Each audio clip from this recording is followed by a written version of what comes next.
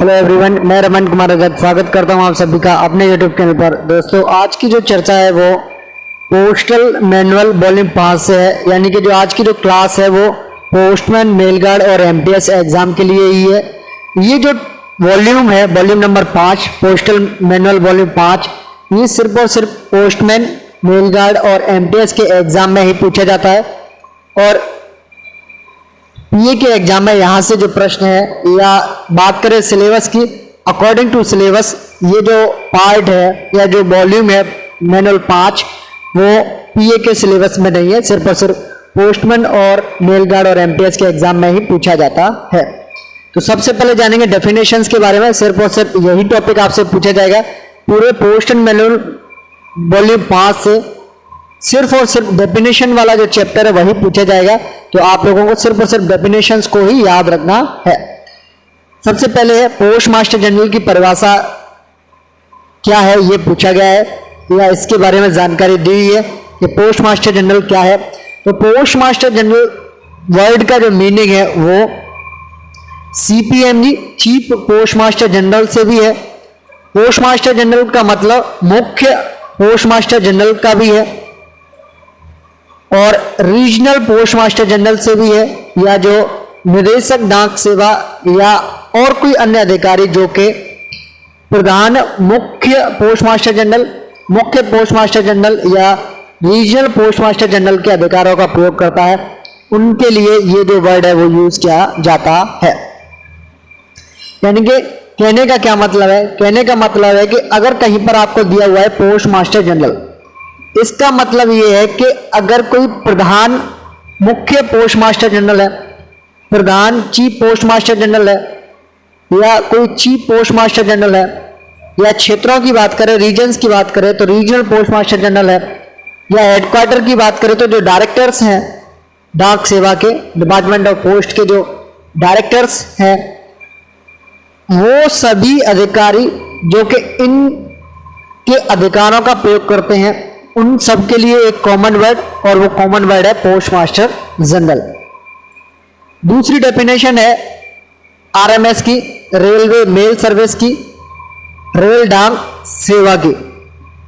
Actual में ये जो शब्द है व्यवस्था, ये यहां पर फिट नहीं बैठता है, ये गलत है।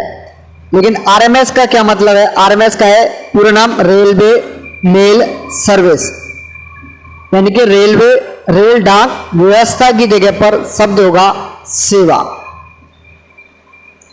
आरएमएस का क्या मतलब है? आरएमएस का मतलब यह है कि ऐसे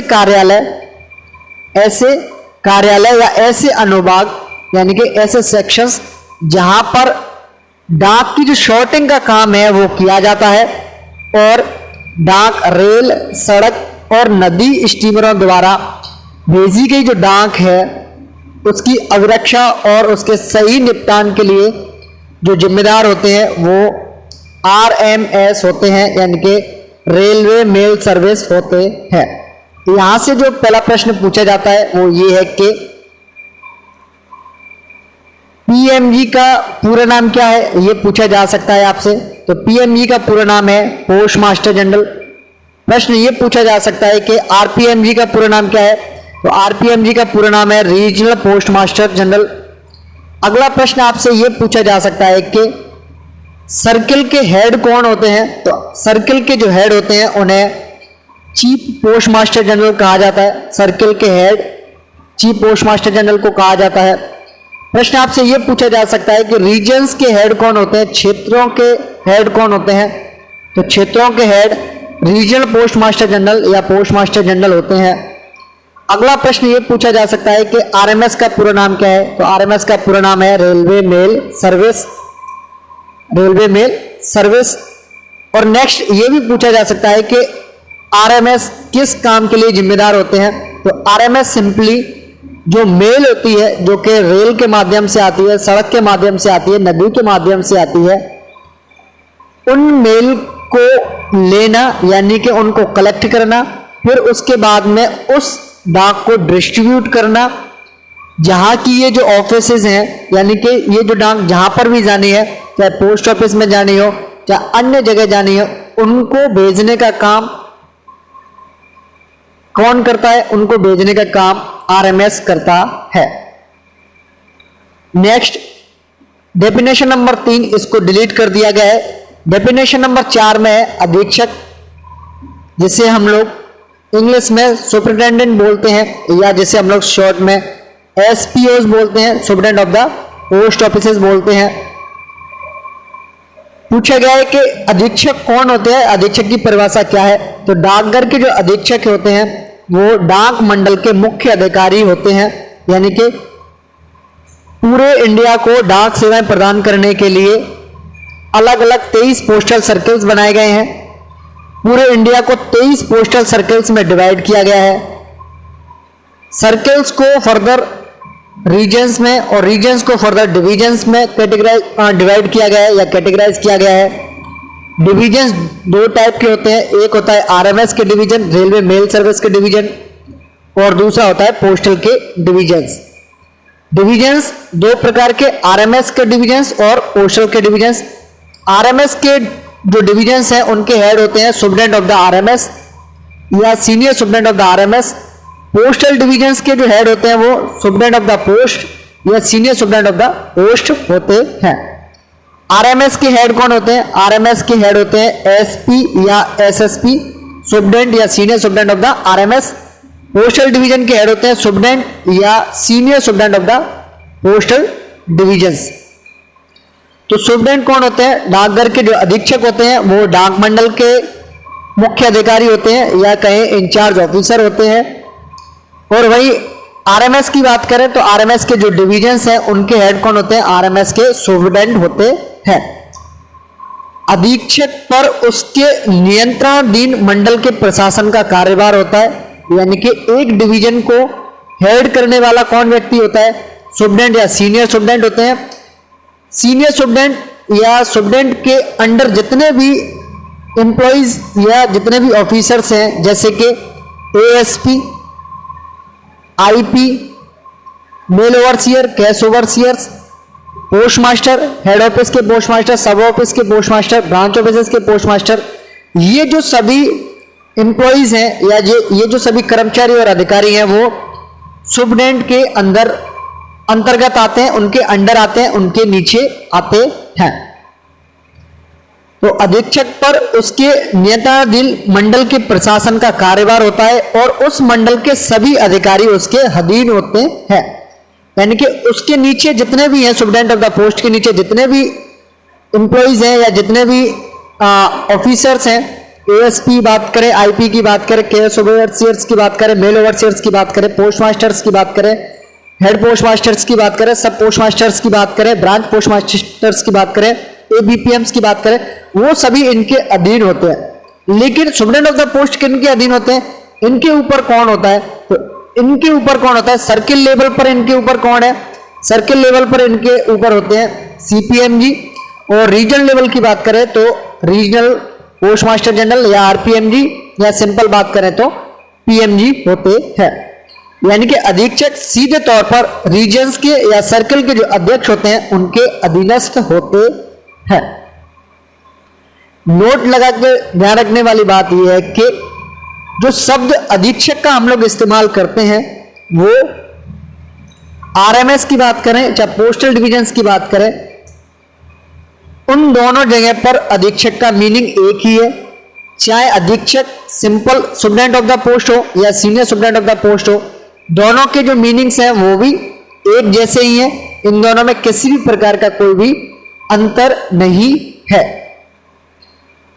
नेक्स्ट डेफिनेशन के बारे में बात करें, हेड ऑफिस के बारे में बात करते, प्रधान डाकघर के बारे में बात करें तो हेड ऑफिस क्या होता है? Simply head office post office का एक समूह है। पूरी पोस्ट ऑफिस को टोटल 3 कैटेगरीज में डिवाइड किया गया है। पहला है हेड पोस्ट ऑफिस, दूसरा है सब पोस्ट ऑफिस, तीसरा है ब्रांच पोस्ट ऑफिस।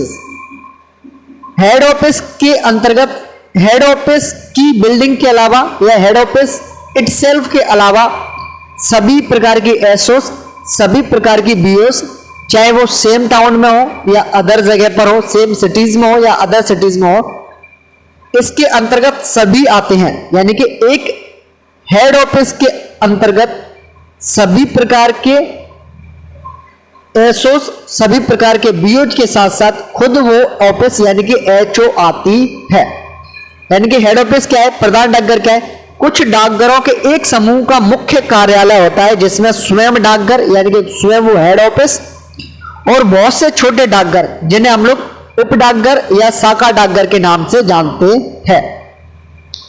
कहने का मतलब है कि प्रश्न आपसे यह पूछा जाता है कि हेड ऑफिस किनका एक समूह है। ऑप्शंस में है HO, HO itself, option B SO, option C BO, option number D all of them या ऑल ऑफ दीज। तो इसका आंसर होगा ऑल ऑफ दीज, यानी कि एचओ में एचओ की बिल्डिंग के अलावा एसओ और बीओ भी शामिल होते हैं। एचओ से कौन लिंक हो सकता है? एचओ से सिंपली इसके अंतर्गत आने वाली जितनी भी बीओ हैं, यानी कि इस हेड ऑफिस से जुड़ी हुई जितनी बीओ हैं, ब्रांच ऑफिसेस हैं या इससे जुड़ी हुई जितनी भी सब ऑफिसेस हैं, वो सभी इसके अधीन होती है। अधीन से मतलब क्या है कि ये सभी ऑफिसेस के लिए, सभी एसओस के लिए और इससे जुड़ी हुई बीओस के लिए ये एक अकाउंट ऑफिस के तौर पर काम करता है। किस तरीके से कि मान लेते हैं ये एक हेड ऑफिस है, इससे कुछ बीओस भी जुड़ी हुई है, कुछ ब्रांच ऑफिसेस भी जुड़ी हुई है। इन ब्रांच ऑफिसेस के जो डेली अकाउंट्स है, जिन्होंने जो भी लेन देन किया है ब्रांच ऑफिसेस ने, इन सभी का लेखा जोखा वो इस अपने संबंधित हेड ऑफिस को देंगे। अगर इनसे जुड़ी हुई जितनी भी सब ऑफिसेस हैं, इनके जो भी ट्रांजेक्शन्स हैं, वो सभी ट्रांजेक्शन्स अपने एचओ को भेजते हैं, यानी कि अकाउंट ऑफिसेस को भेजते हैं। बीओ दो तरीके से कनेक्ट होती हैं। बीओ किसी एचओ से भी कनेक्ट हो सकती हैं और एसओ से भी कनेक्ट हो सकती हैं। यानी कि कुछ बीओस एचओ से डायरेक्ट कनेक्ट होती हैं, बाकी की जो ब्रांच ऑफिसेस हैं वो एसओ से कनेक्ट होती हैं। जो ब्रांच ऑफिसेस एचओ से कनेक्ट होती हैं वो एचओ के लिए अपने डेली अकाउंट्स और ट्रांजेक्शन्स लिस्ट को भेजते हैं। जो बीओस एसओ के से लिंक होती हैं वो अपने ट्रांजेक्शन्स या डेली अकाउंट्स एसओ को भेजते हैं। और जो एसओस एचओ से जुड़ी हुई है, यानी कि जो बीओ एचओ से जुड़ी है, वो अपने ट्रांजेक्शन्स लिस्ट और अपने डेली अकाउंट डायरेक्ट एचओ को भेजते हैं। जो बीओ एसओ से जुड़ी हुई है, वो अपने ट्रांजेक्शन लिस्ट और डेली अकाउंट्स एसओ को भेजते हैं। एसओ इन अकाउंट्स को फर्दर अपने डेली अकाउंट के साथ साथ जो बीओस के डेली अकाउंट और ट्रांजेक्शन लिस्ट हैं, उनको भी एचओ भेजने का काम करता है। डायरेक्ट ये जो बीओ जो कि एसओ से जुड़ी हुई है, वो डायरेक्ट अपनी डेली अकाउंट्स को एचओ नहीं भेजते हैं, वो एसओ के माध्यम से भेजते हैं। जो बीओ एचओ से जुड़ी होती हैं, वही सिर्फ और सिर्फ अपने डेली अकाउंट्स या transaction list direct head offices के लिए भेजते हैं। नेक्स्ट जो प्रश्न पूछा जाता है वो ये है कि हेड ऑफिसेस के इंचार्ज ऑफिसर को क्या कहते हैं? तो हेड ऑफिस के इंचार्ज ऑफिसर को हेड पोस्ट मास्टर कहा जाता है, प्रधान डाकपाल कहा जाता है, हेड पोस्ट मास्टर कहा जाता है। एसओ के जो इंचार्ज ऑफिसर्स होते हैं उनको सब पोस्ट मास्टर कहा जाता है, उप डाकपाल कहा जाता है। बीओ के जो इंचार्ज ऑफिसर्स होते हैं उन्हें ब्रांच पोस्ट मास्टर कहा जाता है, शाखा डाकपाल कहा जाता है। नेक्स्ट डेफिनेशन है वी सेट केंद्र के बारे में, यानी कि अभी तक हम लोग 5वें नंबर की डेफिनेशन को देख रहे थे। अभी ये 5वें नंबर की डेफिनेशन का पार्ट है, पार्ट ए कह सकते हैं इसे हम लोग, 5A भी बोल सकते हैं इस रूल को, या हिंदी में बात करें तो इसको 5 का भी बोल सकते हैं। नेक्स्ट है वो है 5 ख और ग, या इनको हम लोग 5B या 5C भी बोल सकते हैं। सबसे पहले जानेंगे वी सेट केंद्र के बारे में, वी सेट स्टेशंस के बारे में बात करेंगे। वी सेट का पूरा नाम क्या है इसके बारे में चर्चा करते हैं। सबसे पहले वी सेट का पूरा नाम है very small aperture terminal stations, यानी कि V for very, S for small, A for aperture, T for terminal और केंद्र को हम लोग इंग्लिश में स्टेशंस बोलते हैं। वी सेट की फुल फॉर्म आपसे पूछी जा सकती है, इसलिए आप लोगों को वी सेट की जो फुल फॉर्म है आपको याद रखनी होगी और इसे आप लोग नोट भी कर सकते हैं। इंग्लिश में भी इसे आप लोग चाहो तो नोट कर सकते हैं। और इसका फुल फॉर्म है very small aperture terminal centre या स्टेशंस। इसमें क्या होता है, वीसेट स्टेशंस में क्या होता है कि कुछ मुख्य जो प्रणाली डाकघर है, यानी कि कुछ जो इंपोर्टेंट हेड पोस्ट ऑफिस हैं, उनको वीसेट स्टेशन के रूप में आइडेंटिफाइड किया गया है। यानी कि वीसेट स्टेशंस कुछ चुनिंदा हेड पोस्ट ऑफिस में ही काम करते हैं। यहां से क्या होता है कि इन डाकघरों से क्या होता है कि जो मनी ऑर्डर्स हैं, ये जो मनी ऑर्डर्स हैं, धनादेश जिसे हम लोग बोलते हैं, मनी ऑर्डर जिसे हम लोग बोलते हैं, उनको इन ऑफिसेस से वीसेट टेक्नोलॉजी के माध्यम से आगे ट्रांसमिट किया जाता है। वीसेट स्टेशंस का क्या काम है?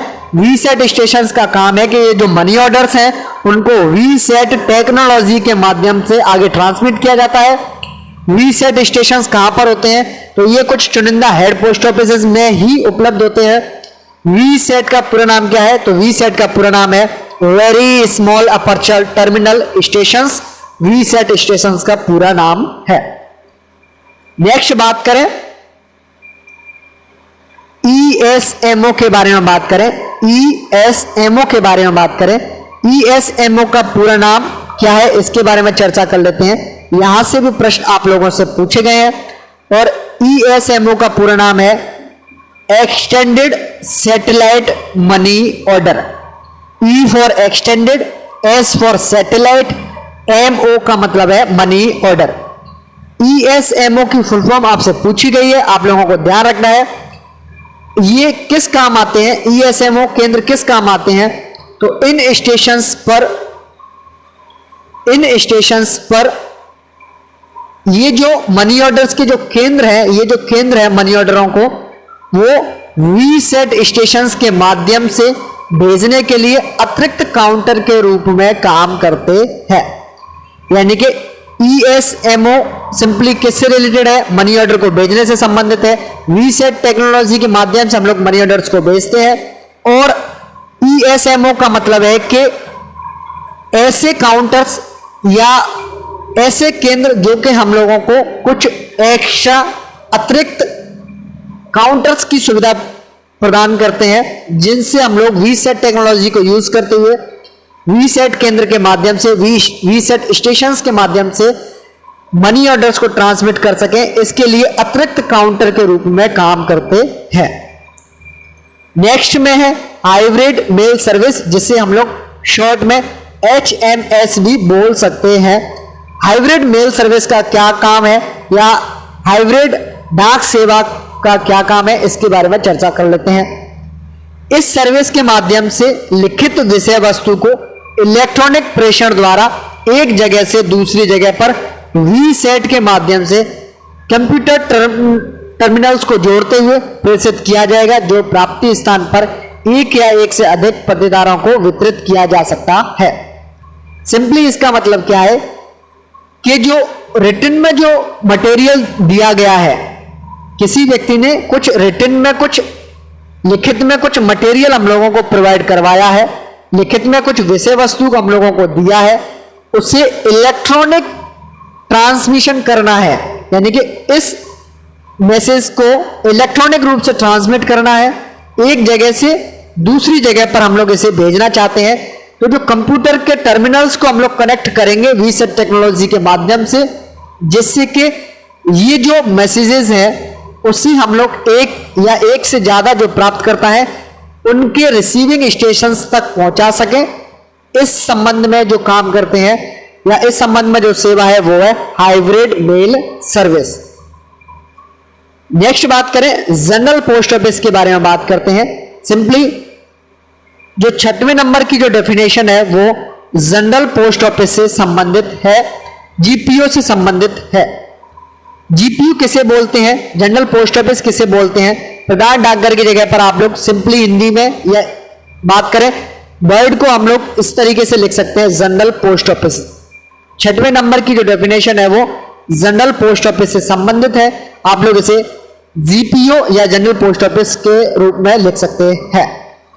जीपीओ क्या होता है इसके बारे में चर्चा कर लेते हैं। ये मान लेते हैं कोई सर्किल है, सर्किल नंबर ए, मतलब ए नाम का कोई सर्किल है, इसका हेडक्वार्टर है ये वाला बी नंबर का, बी नाम से इसका कोई हेडक्वार्टर है, यानी कि ए नाम के सर्किल का हेडक्वार्टर बी पर है और इस सिटी में एक से ज्यादा हेड पोस्ट ऑफिसेस है, एक से ज्यादा फर्स्ट क्लास की हेड ऑफिसेस इस सिटी में उपलब्ध है। लेकिन ऐसी ऑफिस, ऐसी फर्स्ट क्लास की हेड ऑफिस जो कि इस सर्किल के हेडक्वार्टर से जुड़ी होगी उसे ही हम लोग जनरल पोस्ट ऑफिस कहेंगे।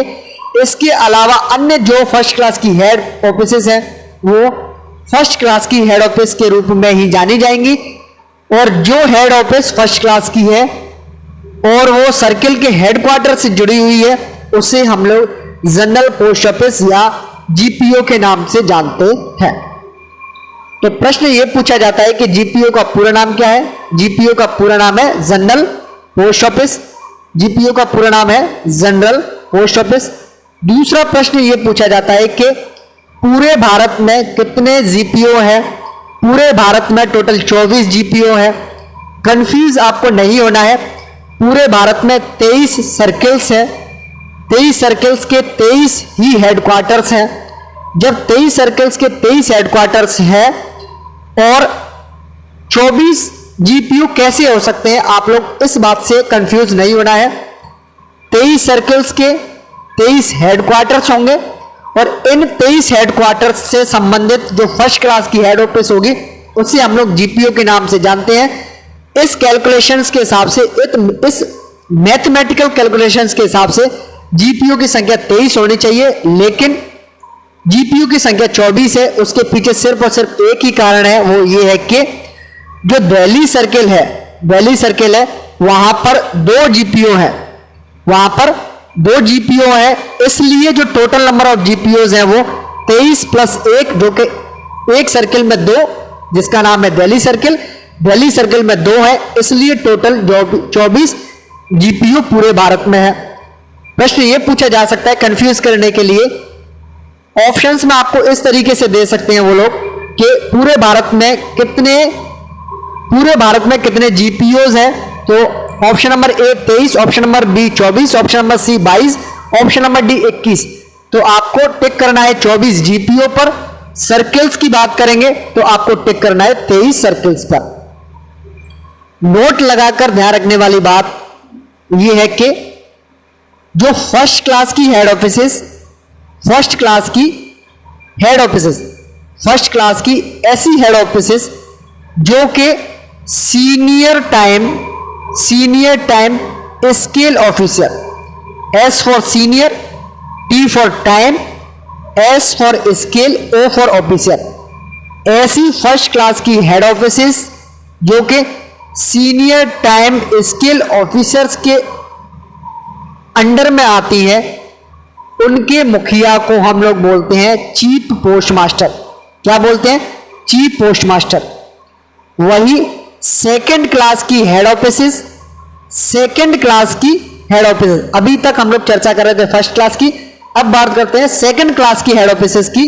सेकंड क्लास की हेड ऑफिसेस जो कि किन की अंडर में आती हैं? जो कि ग्रुप बी के ऑफिसर्स के अंडर में आती हैं। उनके जो हेड ऑफिसर्स होते हैं या इंचार्ज ऑफिसर्स होते हैं उनको सीनियर सुपरिटेंडेंट बोलते हैं, senior superintendent of the post office बोला जाता है।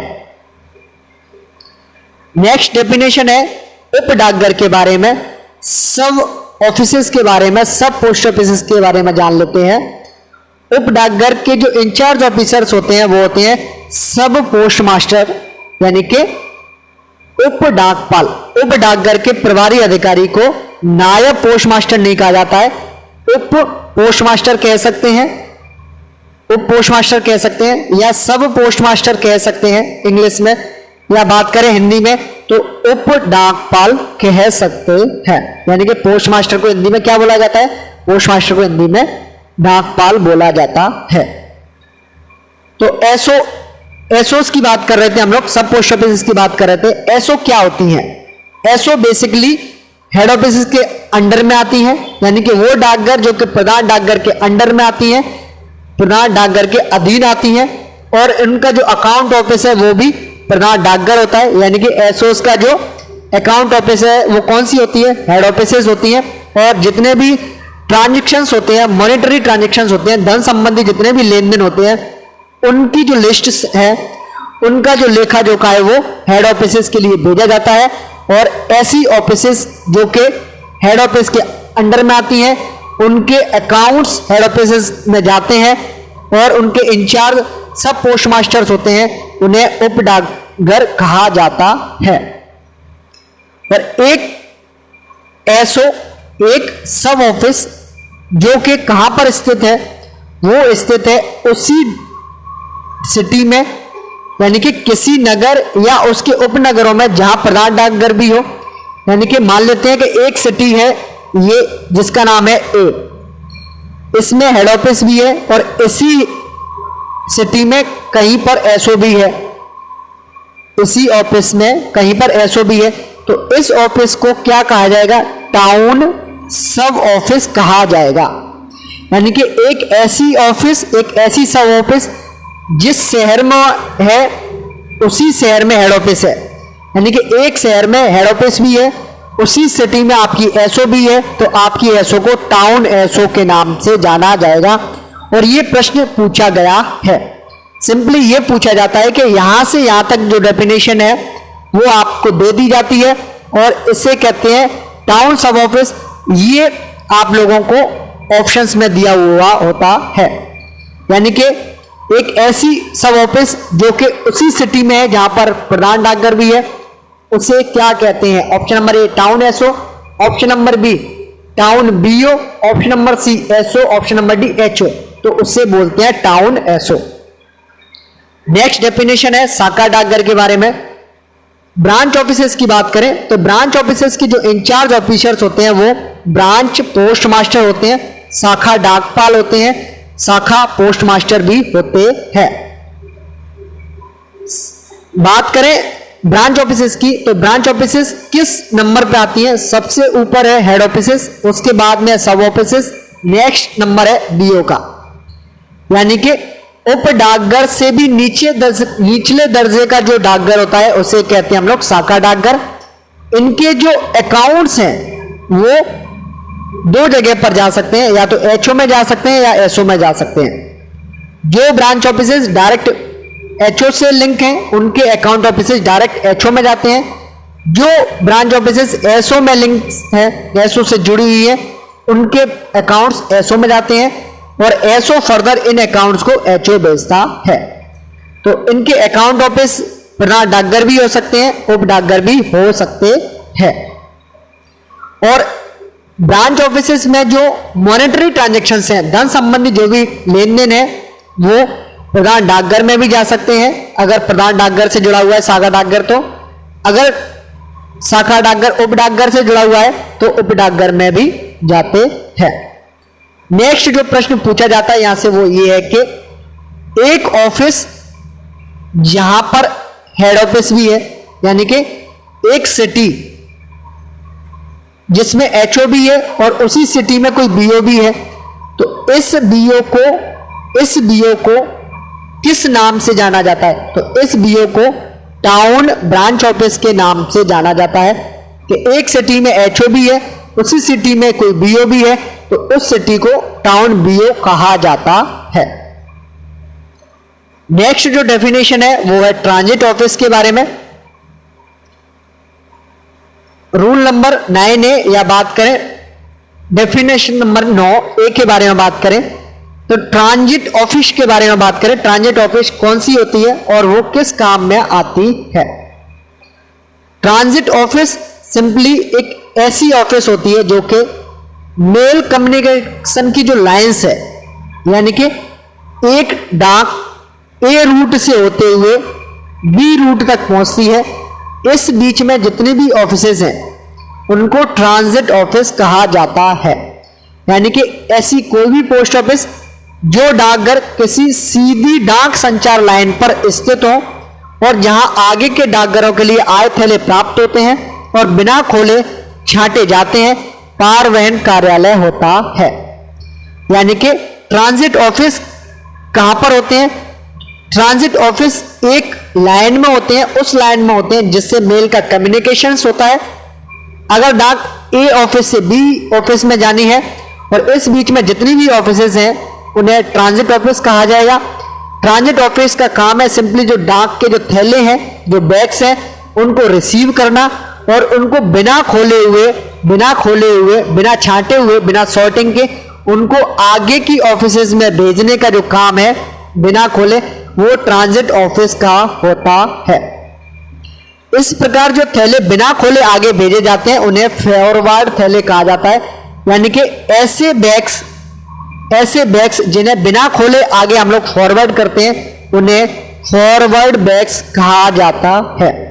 फॉरवर्ड बैग्स की डेफिनेशन है कि ऐसे बैग्स जो ट्रांजिट ऑफिस में रिसीव होते हैं और उन्हें बिना खोले जहां पर उनकी डेस्टिनेशन है, जहां पर उस डाक को जाना है वहां पर भेजे जाते हैं, उन बैग्स को फॉरवर्ड बैग्स कहा जाता है। पारवहन कार्यालय के नाम भेजे गए पारवहन थैलों को वहां खोला जाता है और उनके अंदर रखे फॉरवर्ड थैले को खुले ही या अन्य पारवहन थैलों में बंद करके आगे भेज दिया जाता है। इसका मतलब है कि मान लेते हैं कि ए रूट से होते हुए कोई डाक बी रूट तक जाती है, इस बीच में जितने भी ऑफिसेस हैं वो है ट्रांजिट ऑफिसेस। मान लेते हैं कोई डाक ए स्टेशन से चल करके इस ट्रांजिट ऑफिस के लिए ही भेजी गई है, तो इस ट्रांजिट ऑफिस के जितने भी बैग्स हैं वो इस ट्रांजिट ऑफिस के द्वारा खोले जा सकते हैं। अगर इन खोले हुए बैग्स में भी कोई आगे का कोई बैग है जिसे आप आगे भेजना है तो उन्हें भी बिना खोले आगे भेजा जा सकता है।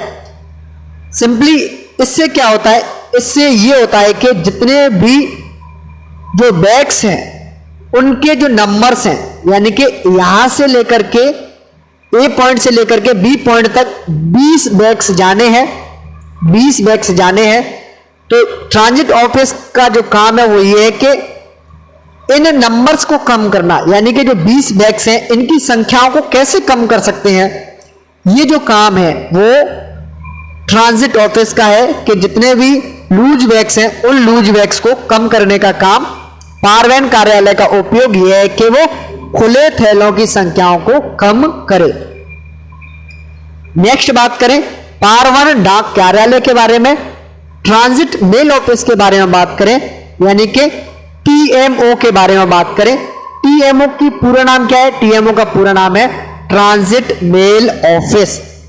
और ट्रांजिट मेल ऑफिस का क्या काम है, यहां से सिंपली कैसे प्रश्न पूछे जाते हैं, यहां से प्रश्न पूछे जाते हैं कि टीएमओ क्या है। टीएमओ एक ऐसी ऑफिस है, एक ऐसी ब्रांच है आरएमएस की जहां पर बंद थैलों को रिसीव भी किया जाता है और आगे उनको डिस्पैच भी किया जाता है, लेकिन लेटर्स के सॉर्टिंग का काम इस ऑफिस में नहीं किया जाता है। यानी कि ट्रांजिट मेल ऑफिस में बैग्स को रिसीव भी करेंगे, बैग्स को डिस्पैच भी करते हैं, लेकिन सॉर्टिंग का काम, लेटर सॉर्टिंग का काम टीएमओ में नहीं किया जाता है। और इस ऑफिस के जो इंचार्ज होते हैं या इस यूनिट के जो इंचार्ज होते हैं वो होते हैं मेल एजेंट या मेल गार्ड। इस ऑफिस के इंचार्ज होते हैं या इस यूनिट के इंचार्ज होते हैं। नेक्स्ट बात करें कंप्यूटरीकृत पारवहन कार्यालयों के बारे में, जिसे शॉर्ट में सीटीएमओ कहा जाता है, कंप्यूटराइज ट्रांजिट मेल ऑफिस कहा जाता है। तो कंप्यूटराइज ट्रांजिट मेल ऑफिस का काम क्या है इसके बारे में चर्चा करते हैं।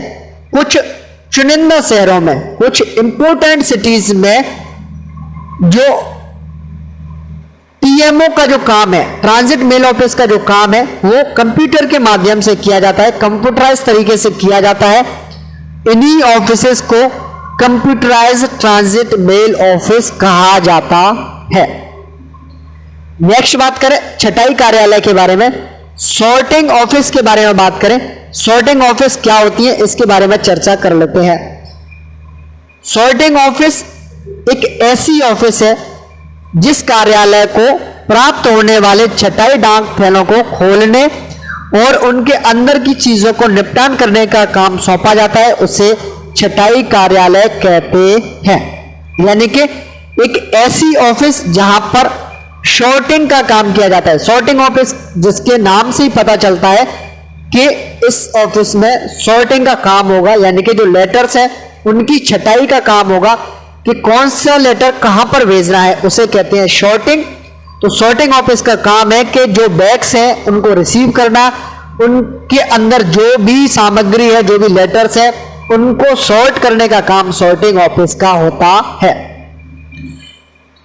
छटाई कार्यालय में छटाई के लिए हर किस्म की वस्तुएं आ सकती है। यानी कि सॉर्टिंग ऑफिस में सॉर्टिंग के लिए सभी प्रकार के आर्टिकल्स आ सकते हैं। सॉर्टिंग ऑफिस का क्या काम है या इसका उपयोग क्या है, ये क्यों जरूरी है? तो सॉर्टिंग ऑफिस का काम है कि जो अन्य कार्यालय हैं, यानी कि जो अन्य ऑफिसेस हैं, उनके सॉर्टिंग के काम को इजी करने का काम, सिंप्लीफाई करने का जो काम है, सॉर्टिंग के काम को सिंप्लीफाई करने का। यानी कि एक ऑफिस जिसमें सिर्फ और सिर्फ सॉर्टिंग ही होती है उसे कहते हैं सॉर्टिंग ऑफिस। एक ऑफिस जहां पर डाक के अलावा अन्य भी ट्रांजैक्शंस होते हैं, यानी कि सॉर्टिंग के अलावा मेल्स के भी काम है, जैसे डिस्पैच करना है, बुक करना है, या बात करें मॉनेटरी ट्रांजैक्शंस के बारे में बात करें, धन संबंधी लेन देन के बारे में बात करें, वो भी किए जाते हैं। तो उनके जो सॉर्टिंग का काम है उसको कम करने का या सिंप्लीफाई करने का काम सॉर्टिंग ऑफिस का होता है। सॉर्टिंग ऑफिस का उपयोग है कि अन्य कार्यालयों के छटाई के काम को सरल बनाया जा सके। दूसरा काम यह है कि एक ऑफिस से लेकर के दूसरी ऑफिस के बीच में जितने भी बैग्स जो कि एक्सचेंज हो रहे हैं, उन बैग्स की संख्याओं को कम करने का काम भी सॉर्टिंग ऑफिस का है। डाकघरों के बीच अदले बदले जाने वाले डाक थैलों की संख्याओं को कम करने का भी काम सॉर्टिंग ऑफिस के द्वारा किया जाता है। और इसी के साथ साथ जो मेल की जो लाइन है जहां पर डाक जाती है, यानी कि जिस रूट से डाक जाती है, जिन जिन जगहों से डाक जाती है, यानी कि एक ऑफिस से डाक जहां जहां भी जाती है, जिन जिन पॉइंट्स में जाती है, जिसे कहते हैं हम लोग मेल की लाइन। मेल की लाइन पर मेल के वजन को कम करना किस तरीके से कम कर सकते हैं कि एक ऑफिस जो कि ए पॉइंट से शुरू होती है और कोई आर्टिकल ए पॉइंट से बी पॉइंट तक जाना है, और इसके बीच में जितनी भी ऑफिसेस हैं, यहां से जितने भी बैग्स जाएंगे, अगर कोई आर्टिकल यहां की ऑफिस का है तो इनको दे देंगे शॉर्ट करके, यहां की ऑफिस का है तो इनको शॉर्ट करके दे देंगे, यहां की ऑफिस का है तो यहां को दे देंगे, और यहां तक लास्ट तक जाना है तो यहां तक पहुंचते पहुंचते डाक की जो संख्या है, जो मेल का जो वजन है, मेल की जो संख्या है, मेल का जो बैग्स के नंबर्स हैं, वो सारे काम कम हो जाते हैं। यानी कि जो मेल की लाइन है, डाक के जो मार्ग है, उस पर जाने वाली जो डाक है उसके वजन को कम करने का काम भी सॉर्टिंग ऑफिस का होता है। प्रश्न ये पूछा जाता है, ऑप्शन नंबर ए, बी और सी ये पूछे जाते हैं कि सॉर्टिंग ऑफिस का क्या काम है। ऑप्शन नंबर ए में दे देंगे आपको ये वाला पॉइंट, ऑप्शन नंबर बी में दे देंगे आपको ये वाला पॉइंट, ऑप्शन नंबर सी में दे देंगे ये वाला पॉइंट, ऑप्शन नंबर डी में दे देंगे उपरोक्त सभी। तो आपको टिक क्या करना है, टिक करना है कि उपरोक्त सभी काम सॉर्टिंग ऑफिस के होते हैं। नेक्स्ट बात करें पॉइंट नंबर 10A के बारे में बात करें, डेफिनेशन नंबर 10A के बारे में बात करें, जिसका नाम है स्वचालित डाक संसाधन केंद्र, जिसे हम लोग शॉर्ट में AMPC भी बोलते हैं। AMPC का पूरा नाम है automatic mail processing centre. AMPC का पूरा नाम है।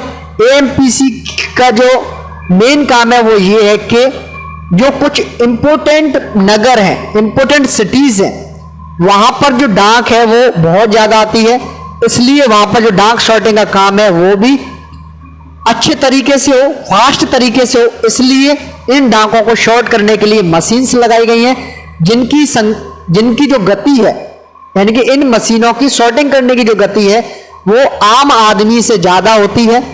और मान के ये चलते हैं कि अगर 100 लोग मिलकर के कोई काम करते हैं, उतना काम उतने ही समय में एक मशीन कर सकती है।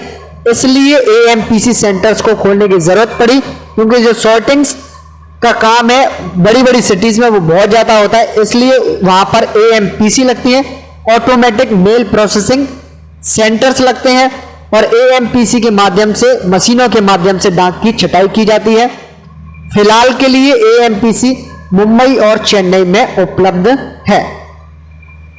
बात करें अगली डेफिनेशन के बारे में, जिसका नाम है CRC, कंप्यूटराइज रजिस्ट्रेशन सेंटर्स के बारे में बात करें, कंप्यूटरीकृत रजिस्ट्री केंद्र के बारे में बात करें, CRC के बारे में बात करें। CRC का पूरा नाम है कंप्यूटराइज रजिस्ट्रेशन सेंटर, हिंदी में कहते हैं कंप्यूटरीकृत रजिस्ट्री केंद्र। सिंपली इनका क्या काम है, इस ब्रांच में क्या काम किया जाता है कि जो मेल ऑफिसेस का जो काम है, प्रोसेसिंग संबंधी जो भी काम है, रजिस्ट्रेशन वर्क से संबंधित, यानी कि छटाई कार्यालय के रजिस्ट्री ब्रांच में जहां पर रजिस्ट्री का जो कार्य है, रजिस्ट्रेशन का जो काम है वो कंप्यूटरों पर किया जाता है, उसे कंप्यूटराइज रजिस्ट्री केंद्र या कंप्यूटरीकृत रजिस्ट्री छटाई केंद्र कहा जाता है। यानी कि जहां पर रजिस्ट्रेशन वर्क कंप्यूटरों पर किया जाता है उसे कंप्यूटराइज रजिस्ट्रेशन सेंटर्स बोला जाता है। और ये कहां पर स्थित होते हैं, तो ये मेल ऑफिस में भी हो सकते हैं, छटाई कार्यालय में भी स्थित हो सकते हैं, या इनके लिए अलग से एक स्थान भी हो सकता है। इसी के साथ साथ हम लोगों ने आज की जो क्लास है उसमें 10वीं जो डेफिनेशन है, जो 10th की जो डेफिनेशन है, 10वें नंबर की डेफिनेशन है, यहां तक हम लोगों ने कवर कर लिया है। नेक्स्ट वीडियो में हम लोग परिभाषा नंबर 11 से शुरुआत करेंगे। इसी के साथ इस वीडियो को करता हूं मैं एंड। ये है अंत इस वीडियो का। धन्यवाद।